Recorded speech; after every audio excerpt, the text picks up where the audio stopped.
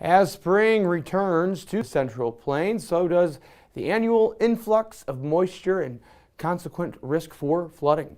This week's WeatherWise looks at the potential of spring flooding here in the Missouri River Basin and around different tributaries. A dry start to the year here in northwest Missouri has been followed by above-average rainfall over the past 60 days, reinvigorating local waterways and putting an end to last year's widespread drought. While the return of needed moisture is a positive for farmers and gardeners, it may ring alarm bells for some as spring flood season approaches. Scott Watson, a hydrologist for the National Weather Service in Kansas City, says the recent rainfall should not significantly enhance flood potential, especially on the Missouri River, with over 50% of its basin still in some form of drought.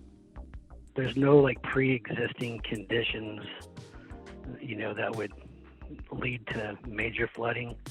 The same cannot be said for smaller waterways such as the Platte and Nottoway rivers, which tend to be more sensitive to local weather patterns and should be monitored closely during heavy rain events. By contrast, the Missouri River takes longer to respond to rainfall trends due to the sheer size of its expansive basin. Even so, flooding can still develop rapidly given the right weather pattern. Watson went on to highlight this scenario, citing the record-setting flood of 1993. If we end up getting into a 93 weather pattern, then that could change a bit, but that's not something that we can predict that far out. For News Press Now, I'm meteorologist Jared Shelton.